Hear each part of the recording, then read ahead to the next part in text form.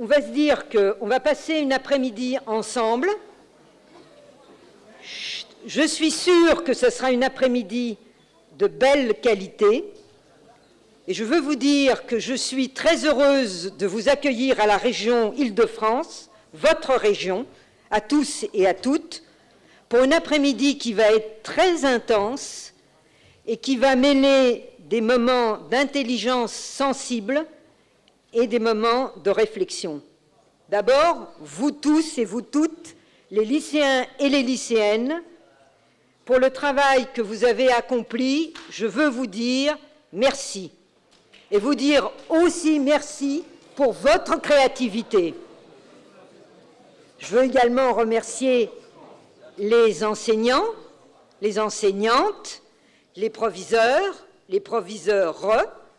qui vous accompagnent dans ce travail et qui vous ont donné les repères historiques tellement nécessaires dans le monde d'aujourd'hui.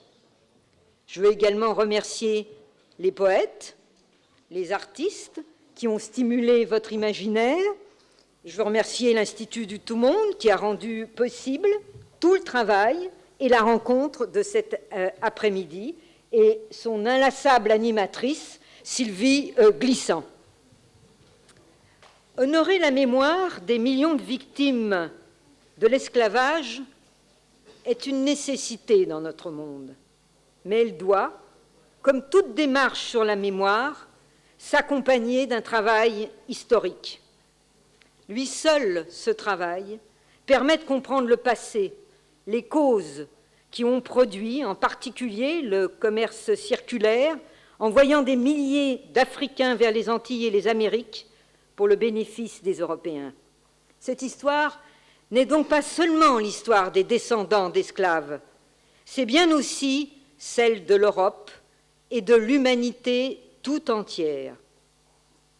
Aujourd'hui, je ne peux pas faire autrement que de partager avec vous une pensée émue pour les jeunes lycéennes enlevées et détenues au Nigeria et menacées d'être réduites en esclavage parce que, jeunes femmes, elles veulent néanmoins faire des études et être libres. Je pense que nous partageons la même angoisse au sujet de ce qu'il est advenu de ces lycéennes comme vous. Je veux encore appeler votre attention sur autre chose, vous le dire très simplement, et vous dire combien la parole du poète Édouard Glissant compte pour moi. Il a dit notamment une chose que je trouve qui résonne extrêmement fort dans l'actualité. Il nous a mis en garde contre une identité refermée sur elle-même, craignant l'étrangeté, associée à une seule langue, une nation, une religion, parfois une ethnie, une race, une tribu, un clan, une entité bien définie à laquelle on s'identifie. Il a dit « Nous devons changer notre point de vue sur les identités, comme sur notre relation à l'autre. Nous devons construire une personnalité, écoutez bien, instable, mouvante, créatrice, fragile, au carrefour de soi et des autres, une identité relation. » Vous comprenez pourquoi cette idée résonne particulièrement aujourd'hui, à l'heure où la tentation du repli sur soi est grande et ferme l'horizon, quand les jeunes que vous êtes ont plutôt envie de voir le monde s'ouvrir. La peur de l'autre différent est à la fois une plaie et une bêtise incroyable. Édouard Glissant avait une belle vision de l'avenir, lui qui militait pour une poétique et une politique d'ouverture à l'autre et de créolisation du monde. Son combat pour la justice, l'égalité et la solidarité, comme celui de France Fanon, d'Aimé Césaire et de bien d'autres encore, sont d'une grande actualité. Ils sont nôtres, et c'est bien volontiers que je reprends à mon compte cette pensée de Frantz Fanon, écrite dans Peau noire, masque blanc. Chaque fois qu'un homme, j'ajouterai une femme, a fait triompher la dignité de l'esprit, Chaque fois qu'un homme, j'ajouterai une femme, a dit non à une tentative d'asservissement de son semblable, je me suis senti solidaire de son acte. Et c'est à cette solidarité de l'humanité tout entière que nous appelle la rencontre de cet après-midi. Je vous remercie et je vais maintenant laisser la place à notre animatrice de l'après-midi, mais avant, je voudrais encore saluer Madame l'ambassadrice du Cap-Vert, qui est parmi nous, je crois que c'est un grand honneur, son Excellence Madame Da Vega, donc, qui est là, au milieu d'entre nous. Je vous demande de l'applaudir.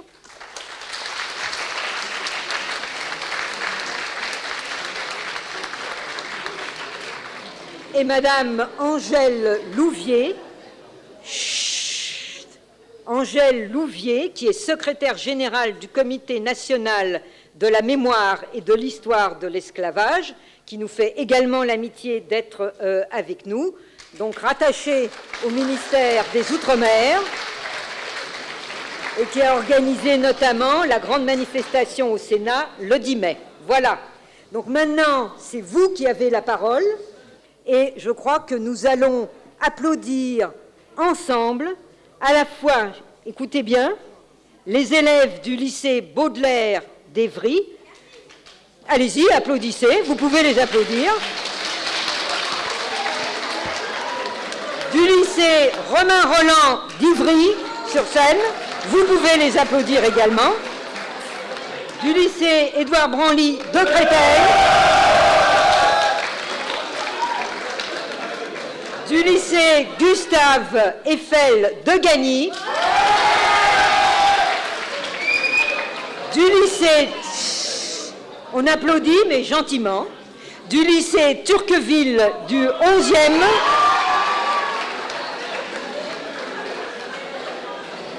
Il me reste, je crois que c'est bon pour les lycées. Est-ce que j'ai oublié un lycée ? Le lycée Champlain de Chenevière, voilà. Le lycée Champlain de Chenevière, voilà. Vous êtes là avec votre énergie et votre combativité et votre intelligence et votre créativité. Je vous remercie. Je crois que tout au long de cet après-midi, comme l'a dit Madame la Présidente, nous allons vous écouter, vous tous, lycéens, artistes, qui avez travaillé avec l'outil pédagogique mis en place par l'Institut du Tout-Monde, ce parcours de sensibilisation aux histoires et mémoires de l'esclavage, qui à son tour génère des paroles, les vôtres, et d'autres à venir. Sylvie Glissant, qui est l'âme vive de cette aventure, explique bien que ce site est évolutif. Ça veut dire qu'on y trouve un mémorial virtuel sur lequel sont déposées régulièrement des pensées, des expériences, des témoignages. C'est un lieu de partage qui n'est pas seulement historique, puisque ce qui se dit là est relié au quotidien de nos sociétés, à la réalité des parcours de vie, de culture, que chacun porte en lui ou est amené à côtoyer. C'est un espace de mise en relation de nos imaginaires, comme l'a souhaité le penseur du tout-monde, Édouard Glissant. Grâce au soutien du Conseil régional d'Île-de-France, ce travail de mémoire demeure un enrichissement constant et surtout, il rapproche les uns et les autres quand tant de forces contraires visent à nous séparer. La région Île-de-France est heureuse de vous accueillir ici, dans la salle où se tiennent beaucoup de nos réunions, dans la salle où on accueille chaque année les lycéens, de la même manière. On les accueille aussi à d'autres occasions de mémoire, comme par exemple la mémoire de la Shoah ou d'autres événements tragiques de la même manière. Henriette est la vice-présidente chargée des lycées. C'est donc elle qui a organisé cela avec l'Institut du Tout-Monde, Institut du Tout-Monde auquel je rends hommage parce que depuis longtemps, nous travaillons avec eux pour avancer sur cette question de la mémoire et de l'esclavage. La semaine dernière, vendredi soir, à la place de la Bastille, personne d'entre vous y était peut-être déjà, nous avons eu l'occasion de nous exprimer là-dessus. Qu'est-ce qu'on peut dire sur ce sujet ? L'esclavage, c'est un événement tragique et en même temps scandaleux, honteux, dont notre République aurait dû se préoccuper plus tôt. Pendant très longtemps, en effet, la mémoire de l'esclavage n'a pas été célébrée. On n'a pas célébré l'abolition de l'esclavage et on a préféré enterrer ça sous le tapis comme si c'était une question dont personne ne voulait se souvenir. Or, je vous le dis à vous parce que c'est vous qui incarnez les générations de plus tard, de l'avenir. Un peuple qui n'a pas de mémoire est un peuple sans avenir. Et il faut assumer toute la mémoire. Il faut assumer ce que la France a fait de bien sûr, la liberté, l'égalité, la Révolution française, mais aussi ce qu'elle a fait de mal, c'est-à-dire prêter la main à ce trafic d'êtres humains qui les a conduits à la captivité, à la maladie, à la mort, à la séparation. Est-ce qu'on imagine ce que pouvait être la vie de ces familles séparées, de ces enfants qu'on retirait à leurs parents, et les souffrances, la perte de l'identité. C'est important l'identité pour un individu, pour vous tous aussi. Et perdre son identité, c'est se perdre soi-même. Donc ce que nous avons voulu, c'est que, à travers notamment l'éducation nationale, les lycées, à travers les rencontres avec les associations qui se préoccupent de cette question de l'esclavage et de la célébration de la libération des esclaves, on soit nous-mêmes à l'appui de cette cause. Et c'est important qu'une grande institution, la région Île-de-France, 12 millions d'habitants, une des plus grandes collectivités locales du monde, soit présente à cet égard. Et c'est d'autant plus vrai qu'il y a en Île-de-France plus de 600 000 personnes originaires des départements d'outre-mer qui, par conséquent, sont directement concernées par cette question de l'esclavage. Moi, je suis peut-être encore directement concerné aussi parce que je suis moi-même petit-fils d'un Martiniquais qui s'appelait Camille Huchon et qui lui-même est un descendant d'esclaves. Donc je pense que c'est important qu'on le fasse, c'est important qu'on soit là, et c'est important que vous ayez cette mémoire présente à l'esprit. Parce que l'esclavage, bien sûr, officiellement, c'est fini, mais il y a encore des pays et des circonstances où ça existe encore.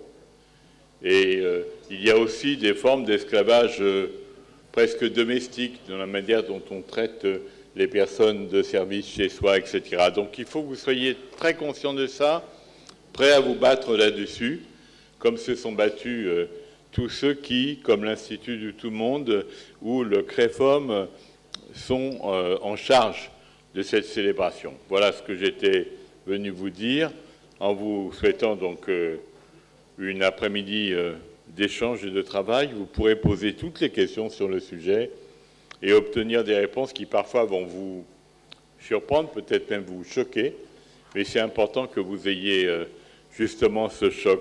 On ne progresse que par les choses que l'on apprend, si j'ose dire, par des témoins et par des gens qui peuvent témoigner pour ceux qui ont témoigné auparavant.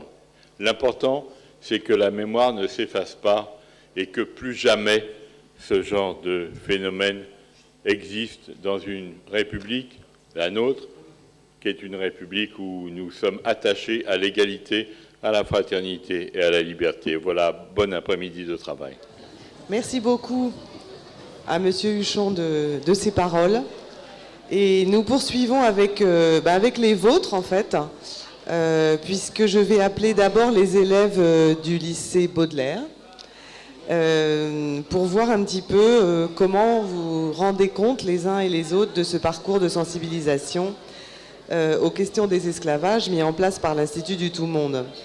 À l'occasion d'un atelier sur l'histoire et les mémoires des esclavages, nous avons fait connaissance avec la comédienne Sophie Bourrel, qui a été en quelque sorte notre guide tout au long de cet atelier. En premier lieu, grâce au site web Mémoire des esclavages et leurs abolitions, elle nous a fait voyager d'Afrique en Amérique en retraçant les périples des esclaves autrefois exploités par les Occidentaux. Entassés dans des cales, se dirigeant vers des destinations inconnues, dans des conditions de vie déplorables, pour être enfin engloutis par l'océan ou réduits à la servitude. De nombreux poètes créoles se sont imprégnés de cette tragique histoire pour donner vie à des textes qui sont restés dans les annales de la littérature, comme Cahiers d'un retour au pays natal de Aimé Césaire ou Les Indes d'Édouard Glissant.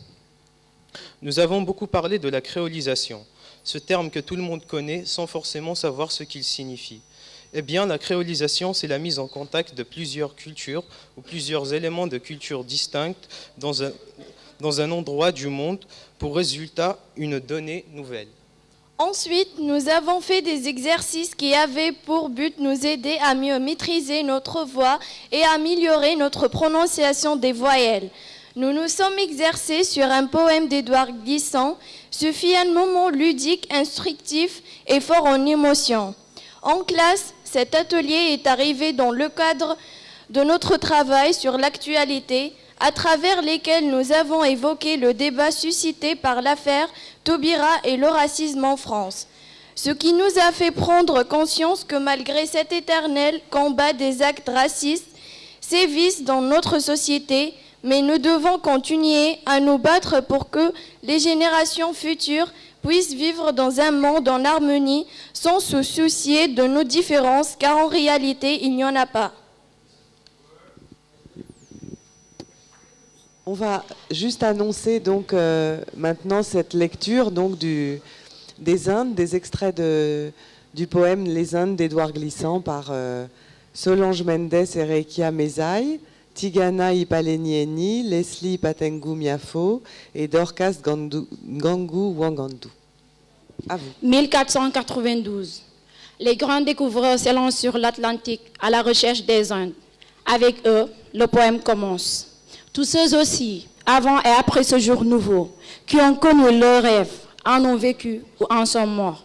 L'imagination crée à l'homme des Indes toujours suscité que l'homme dispute au monde. Ceux qui partirent d'Espagne ou du Portugal, convoitant l'or et les épices, mais soldats et mystiques aussi.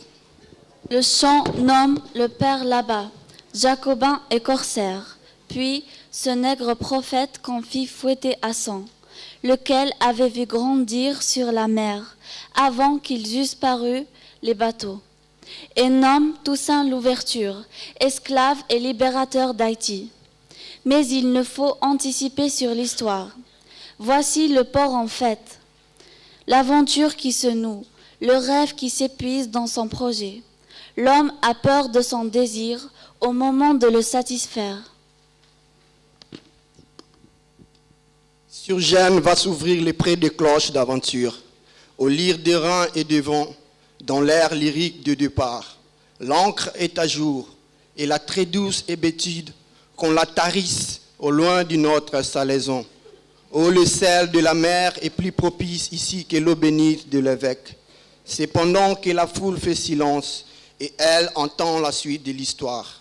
Ville, écoute, et sois pieuse, religion te sera faite dans nos cœurs, qui avons su le moi et la boussole et d'autres œuvres sur la voile. Inde. Ce fut ainsi, par votre nom cloué sur la folie, que commença la mer. Avait-elle pris forme ou pris naissance, dites-le, jusqu'à ce jour, quand les vieillards de ce côté que verdit le soleil se levèrent et dirent « Où va, balbutiant, où va le souffle, sont les Indes ?» Ils priaient et faisaient l'anse de leur Dieu pour le planter sur la première grève. Puis ils partirent. Chacun vit que l'océan faisait commerce de soi-même à l'autre plage de la vie, qu'il était riche de manguiers, de soie, d'épices, de venin. Mais où était l'épice et où était la soie? Tu le demandes maintenant. Et chacun s'écria que l'océan est force dure, qui s'éprouve, impur, et se nourrit de sa chair même.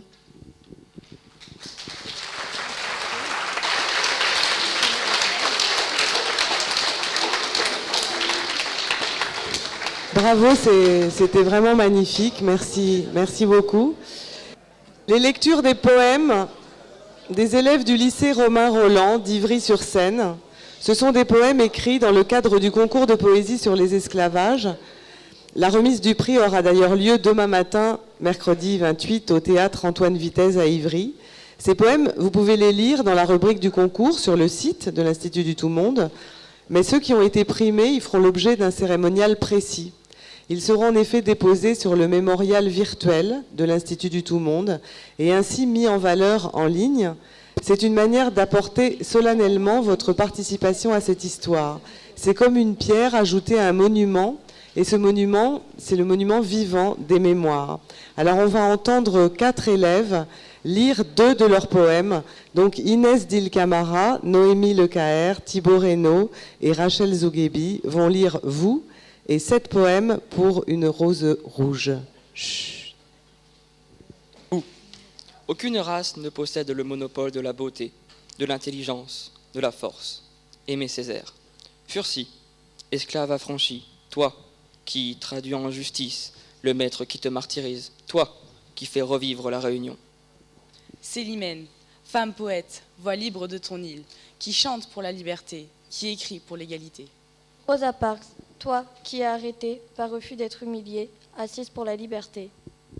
Angela Davis, toi qui échappes à la chaise électrique, tu vois ton jury se rasseoir. Martin Luther King, you have a dream. Vêtu de ton habit de pasteur, est arrivé ce grand malheur. La balle qui te frappe n'atteint pas ton rêve. Toi, le fauteur de troubles, emprisonné pour tes idées. Injustement puni, contre l'apartheid, tu te bats. Privé de liberté, Mandela, Madiba, la bête noire des Blancs. Grâce à vous, un nouveau jour se lève.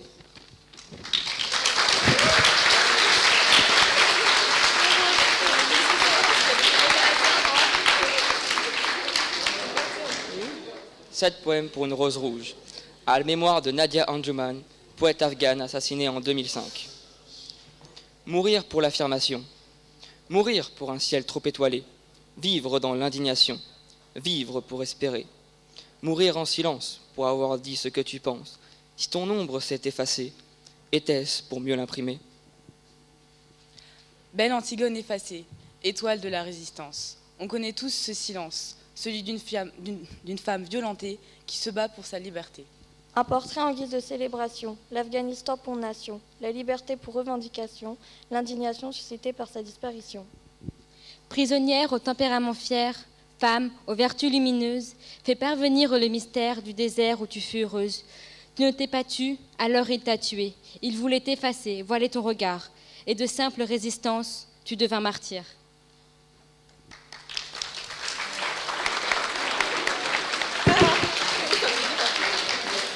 Merci beaucoup aux élèves du lycée Romain Rolland. Et nous poursuivons avec le lycée Branly de Créteil. Notre classe a participé à un atelier animé par Sophie Bourrel. Durant cet atelier, nous avons appris des techniques pour lire correctement un texte à haute voix.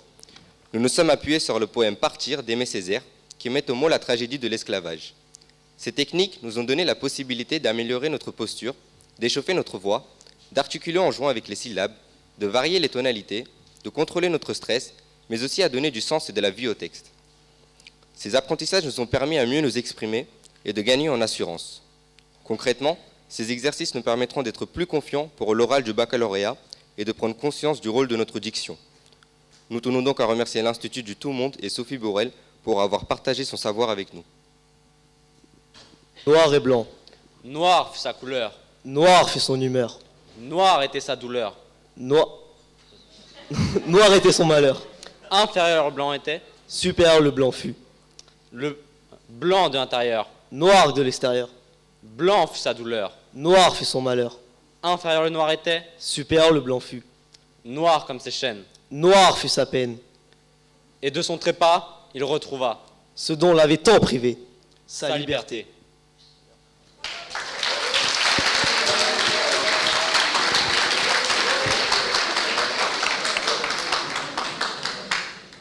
Black and white. J'ai été dominé toute ma vie. Pourtant, je suis encore là aujourd'hui. Attraper un blanc et le fusiller. Il n'y a que par ça que je suis obsédé. Ça y est, c'est la fin. J'entends les négriers. Ils vont m'ouvrir et me dépecer. Ma mère m'a dit qu'elle serait toujours là pour moi, mais malgré mes cris, elle ne m'entend pas. Tu as tué mon frère, tu vas le payer. Sale bamboula, je vais te tuer. On a passé toute notre enfance ensemble, et d'un coup de fusil, tu l'as réduit en cendres. Ton âme est sombre comme les ténèbres obscures. C'est d'ailleurs là que je vais te laisser sans sépulture. Allez-y, achevez-moi. Je serai mieux dans mon cercueil. Vous avez tué tous mes frères. Je ne suis pas en deuil. Vous avez jeté mon fils à l'eau comme un déchet. Malgré mon âme sombre, vous me voyez briller. Allez-y, pendez-moi, que j'en finisse. Ce sera la fin de mon supplice. Si ton enfer est ici, tu n'iras pas au paradis. Je vais te faire souffrir comme tu as fait à mon ami. Quand tu repartiras, tu ne reverras plus jamais ta famille. Tu vas rester dans ce coin et tu connaîtras la famine.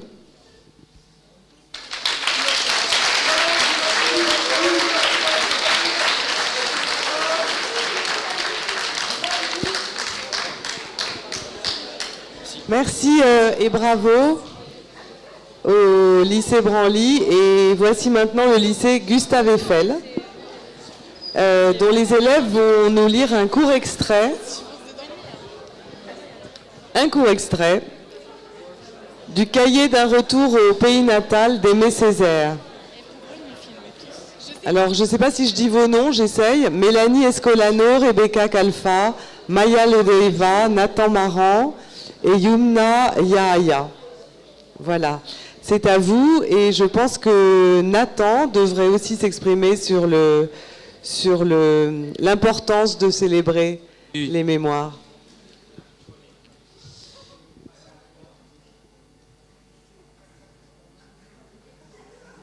Partir.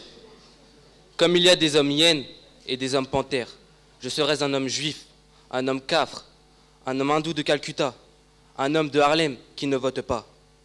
L'homme famine, l'homme insulte, l'homme torture.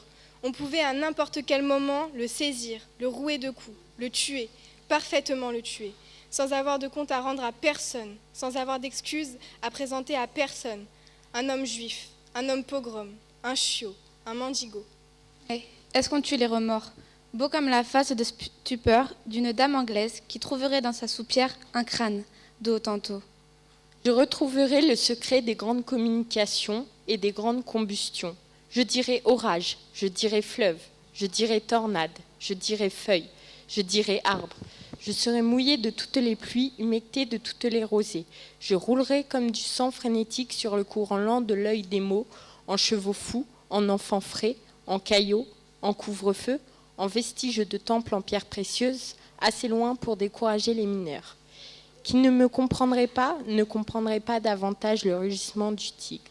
Et vous, fantômes, montez, bleus de chimie, d'une forêt de bêtes traquées, de machines tordues, d'un jujubier de chair pourrie, d'un panier d'huîtres d'yeux, d'un lacis de lanière découpé dans le beau sisal d'une peau d'homme.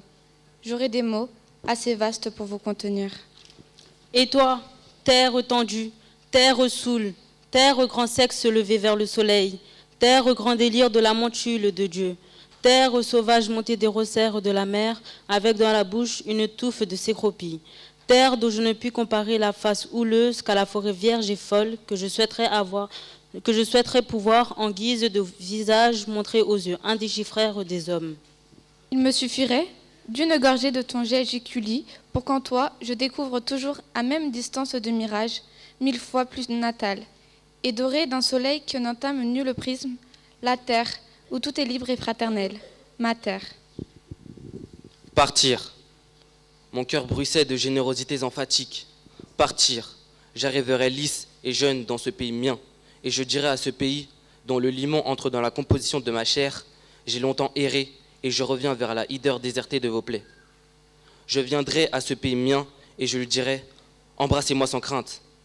Et si je ne sais que parler, c'est pour vous que je parlerai.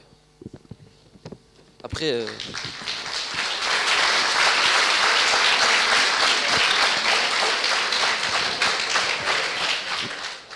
bonjour à tous. Ma classe et moi, nous avons participé à un projet visant à nous informer sur l'esclavage. Nous avons étudié certains poèmes dont les auteurs étaient Édouard Glissant et Aimé Césaire. Ces poèmes parlaient de tous ceux qui sont exclus dans la société. Oui, grâce à des projets comme celui-ci, Cela nous fait prendre conscience que chaque homme a le droit au respect et à la dignité, qu'il soit noir, blanc, jaune, chrétien, juif ou musulman. Nous devons d'être respectueux envers autrui, car ce n'est pas en nous rejetant les uns et les autres que nous avancerons, mais c'est en nous unissant contre toutes ces discriminations, ce racisme et cet antisémitisme que nous pourrons avancer. J'ai tenu à faire ce témoignage parce que je me sentais personnellement concerné et pour que tous les droits de l'homme soient respectés en informant les gens. C'est au tour maintenant des élèves du lycée Turquetil. Ils vont nous lire des extraits de Peau noire, masque blanc de Frantz Fanon. Alors, je suis un homme et c'est tout le passé du monde que j'ai à reprendre.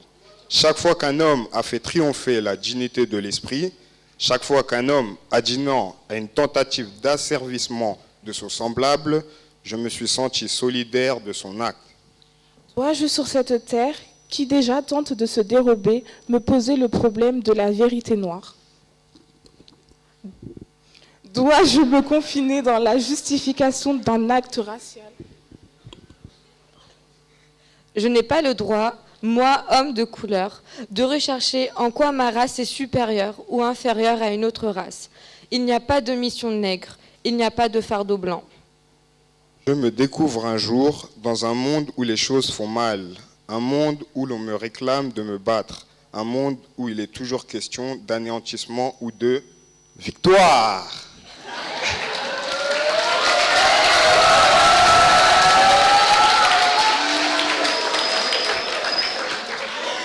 Je me découvre, moi, un homme, dans un monde où les mots se frangent de silence, dans un monde où l'autre interminablement se durcit. Il y a ma vie, prise au lasso de l'existence. Il y a ma liberté qui me renvoie à moi-même.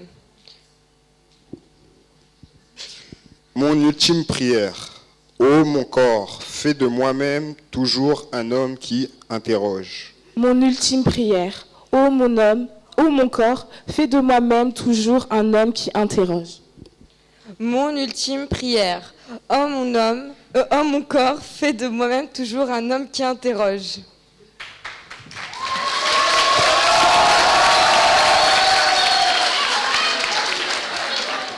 Et maintenant, je ne vais pas aller bien loin puisqu'elle est à côté de moi, Federica Mata, qui va nous parler donc de la création et de l'exposition des kakémonos poétiques accrochés dans la salle, là, qui ont été faits donc, à partir du travail avec le lycée Baudelaire à Évry.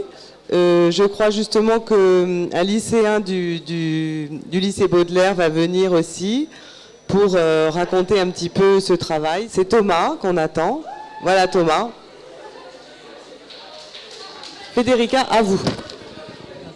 Vous pouvez regarder sur les murs les kakémonos et lire les poèmes pendant que je vous parle. C'est toujours bien de faire 2 ou 3 choses en même temps.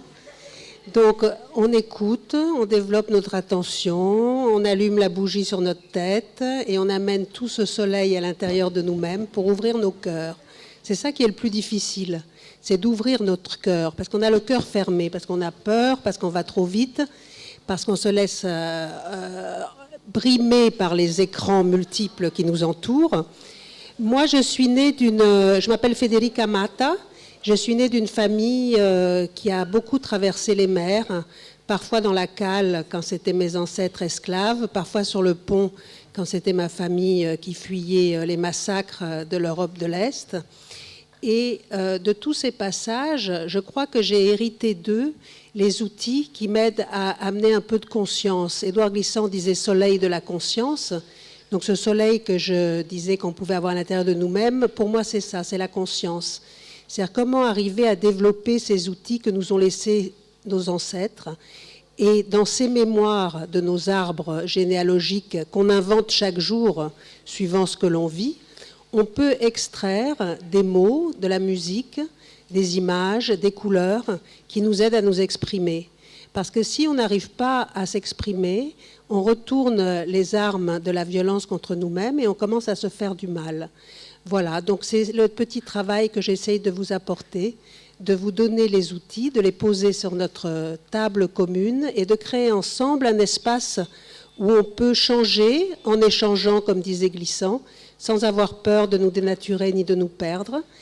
Et j'espère que cette inspiration des kakémonos va se développer dans la classe du professeur Stéphane Blanchet, que je ne vois pas, mais avec qui on a travaillé, et que l'année prochaine, peut-être que les élèves pourront le développer avec d'autres élèves. Voilà, j'espère que tous les projets que vous avez faits cette année avec l'Institut du Tout-Monde, avec Sophie et avec moi, pourront l'année prochaine se développer dans des projets que vous mettrez en place, peut-être tout seul. Voilà, je vous passe Thomas, merci de m'avoir écouté. Je m'appelle Thomas, de la classe seconde petite enfance du lycée Baudelaire à Évry. On a réalisé des kakémonos présentés ici avec l'aide de Frédéric Amata. Nous avons travaillé sur les différents esclavages d'hier à aujourd'hui, ce que nous appelons la mémoire des esclavages.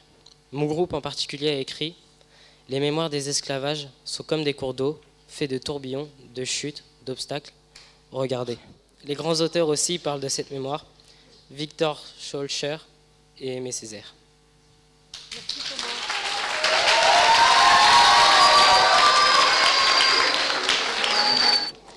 Bonjour, merci d'être ici. J'étais moi-même au lycée Champlain à Chenevière et que je pense que mon interrogation sur le racisme et la manière dont il perdure aujourd'hui, dont il s'est construit à travers l'esclavage, mais dont il perdure encore et contre lequel il faut qu'on se batte, ne cesse de m'interroger. Et à travers le parcours que j'ai effectué avec Mario Lucio, qui est donc un musicien capverdien, qui est maintenant ministre de la Culture du Cap-Vert et qui m'a toujours dit mais il faut arriver à sortir quelque chose de l'esclavage, sortir de la mémoire de l'esclavage, la commémorer bien sûr, mais aussi voir tout ce qui a été construit à partir de ça et tout ce que les humains peuvent construire malgré toutes les difficultés qu'ils traversent quand ils sont libres et quand ils s'émancipent. Voilà. Quel est le message que les musiciens font passer à travers leurs chansons ? Le message que le musicien veut faire passer à travers ses chansons, je pense qu'il y a beaucoup de messages. Je pense que déjà c'est la place de la poésie dans la vie qu'il faut faire vivre et faire exister et faire jaillir de soi. Je pense qu'il veut passer un message d'une universalité multiple, disons. Une universalité dans le divers, pas une universalité qui serait imposée d'un pays qui la détiendrait, mais de tout le divers qui fait que nous sommes ensemble tous sur cette terre. Et il rejoint Édouard Glissant en l'ayant connu à travers ce film, mais voilà, les pensées créoles se sont rejoints.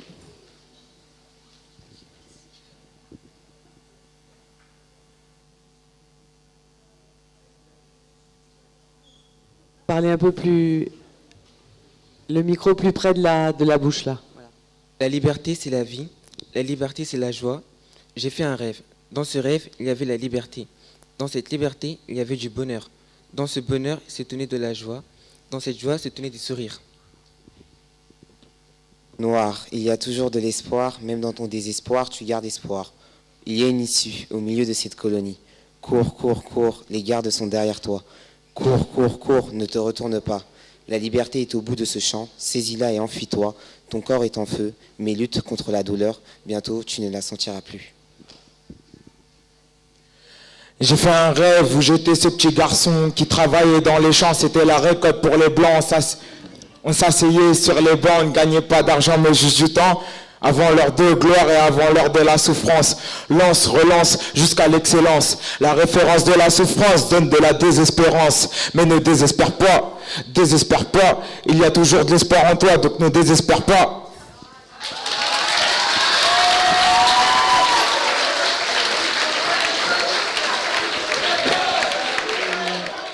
On va entendre de Leonora Miano, qui est donc parmi nous. La saison de l'ombre, quelques extraits lus par Sophie Bourrel. C'est son dernier roman qui est paru aux éditions Grasset et qui a reçu le prix Femina 2013. Depuis qu'il est ici, Mutimbo se demande pourquoi ses compagnons et lui ont marché. Pourquoi, ne pouvant lutter, ils ont préféré avancer plutôt que se laisser tuer. C'était déjà parce que cette interrogation l'habitait qu'il avait fait halte au bout de 3 jours et demi de marche tentant de pousser ses compagnons à s'arrêter aussi. Il n'a pas eu le temps de les y inciter. Un des hommes bouélés lui a planté une flèche dans l'aine, assez profondément pour qu'elle transperce les chairs. On l'a détaché, laissé derrière, convaincu qu'un fauve attiré par l'odeur du sang lui réglerait son compte. Il ne savait où il était, dans quelle direction se trouvait le village. De toute façon, je n'étais pas en état d'y retourner. Je perdais beaucoup de sang. D'ailleurs, quand je dis que nous avions marché 3 jours et demi, ce n'est pas tout à fait exact.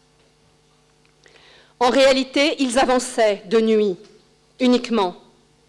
La journée, ils demeuraient dans des abris érigés par les bouélés, au cœur d'une brousse de plus en plus épaisse, obscure, même en plein jour.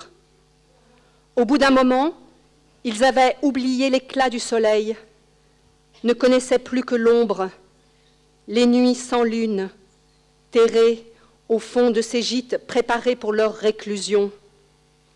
Il leur était impossible de dire quelle direction ils avaient prise, sur quelle terre ils se trouvaient. On leur avait rasé la tête, la barbe, pour ceux qui en portaient une, les vieux, afin de leur donner l'allure des captifs de guerre au cas où ils seraient vus. On les avait dépouillés de leurs amulettes, de leurs parures, de leurs vêtements. S'ils avaient pu effacer nos scarifications, ils l'auraient fait, je crois. Leurs entraves consistaient en des cordes leur enserrant les poignets. 2 branches de mouengue savamment reliées leur avaient été posées sur les épaules, ne laissant libre que la tête qu'ils ne pouvaient remuer. Chacun ne voyait que la nuque de celui qui le précédait dans la file. Il était impossible de communiquer. Le mouengue, connu pour sa dureté, leur striait la peau à la moindre torsion du cou. Muntimbo avait cessé de marcher à un moment précis, alors qu'il s'interrogeait pour la énième fois sur les raisons pour lesquelles ses compagnons et lui ne résistaient pas davantage, y compris au péril de leur vie. Il avait entendu les assaillants bouélés chuchoter entre eux. L'un se plaignait des ordres de la reine Nanjo, qui avait formellement interdit que les colonnes de captifs soient conduites de jour. Un autre répondait qu'il y avait à cela plusieurs raisons. D'abord, on évitait de tomber nez à nez avec des importuns. Ensuite, on privait les détenus de tout repère. Pour finir, on les habituait à l'ombre.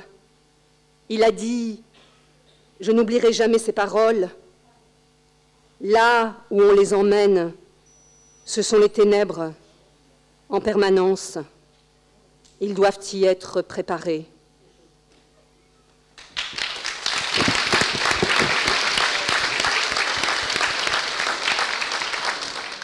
Bonjour. Bonjour. Bonjour, je m'appelle Jérémy Komono. Oui, je suis du lycée Champlain-Pagnol à Chenevière. Et c'était pour vous parler de la vidéoconférence qu'il y a eu à Bamako. Alors, nous tenions à vous dire que l'intervention du capitaine Alexandre dans le cadre du projet d'échange du lycée Bamako, ça nous a beaucoup apporté. On a vu la différence de vie entre la France et là-bas. On a constaté que tout le monde était heureux là-bas alors que les lycéennes vivent dans un pays en développement. Nous ne sommes pas différents, nous sommes tous égaux. Et elles sont même plus heureuses que nous, qui avons plus de confort qu'eux. Nous pensions qu'elles souffraient alors qu'elles ont plus de mental que nous-mêmes nous avons. Capitaine, c'est pour dire que monsieur capitaine il a mis une très bonne ambiance. On peut compter sur lui. Oui, il fait du bon slam, il était sympa avec nous.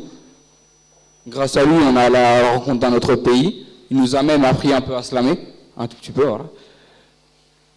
Enfin, quant à moi, j'ai cru que, quand on a fait la vidéoconférence, j'ai cru que c'était pas possible. Mais bon, on me l'a montré grâce à tous les fils techniques, tout ça. J'ai eu du mal à y croire, mais c'était beau, c'était sympa, c'était cool. Et vraiment, on a beaucoup apprécié. C'était cette expérience, c'était un très bon projet qu'on a fait. Merci beaucoup, Jérémy. Ça a l'air en effet, et tu le racontes très bien. Pardonnez-moi, mais je vais être brutal. Ceci, un manifeste contre l'oubli. Écoutez ce chant, texte de sang. Je suis déjà mort, il y a 400 ans, au fond de la cale, d'un navire sans escale, à destination de l'enfer. J'avais 19 ans, j'étais noir et sans espoir de revoir le fleuve de mon enfance. Capturé par des hommes de ma couleur, j'ai été vendu à d'autres hommes blancs. Mais au fait, étaient-ce des hommes, ces monstres qui prirent des forces, son innocence à ma promise? Ces monstres de cruauté qui nous enlevèrent nos heures exquises, nous embarquèrent de force au bord de l'un de ces navires sans escale à destination de l'enfer. Un de ces négriers qui nous transportèrent vers l'Amérique, vendu par mes frères, meurtri par mes fers. Je suis mort pendant le voyage, je suis mort à mon trop jeune âge, je suis mort asphyxié par ma rage, je suis mort dans l'odeur infecte, nauséabonde, putride de cette soute, je suis mort sur la route. Ils ont passé mon corps par-dessus bord. Alors, pardon Seigneur si j'émets quelques doutes, mais Dieu, si tu existes, où étais-tu? Je suis mort sur la route, et ils ont passé mon corps par-dessus bord. Depuis mes veines coulent les blues de l'Atlantique, les blues de champs de coton et du cœur de l'Afrique, les blues de mon peuple migrateur, blues qui traversent le temps. Les mots sont boussole et me guident sur des chemins de trans et de mémoire, cap 110, en direction du golfe de Guinée. Dans le souvenir d'Édouard, mon cœur a fait naufrage à Anse Cafard. Les mots sont boussole et me guident sur des chemins de trans et de mémoire, cap 110, en direction du golfe de Guinée. La mémoire d'Anse Cafard invite l'humanité à faire acte de fraternité, Ubuntu. Entendrons-nous le cri de ce lieu, retiendrons-nous la leçon de l'homme, diable et Dieu, danse épileptique d'êtres, anges et d'êtres étranges à la peau sombre qui sombre dans la démence du silence cacophone. Vite, vite, écrire et vivre, en prose ou en vers, vite, vite, vivre et écrire contre l'oubli, écrire et vivre en marchant vers le soleil, en direction du golfe de Guinée et de nos mémoires réunies. Merci.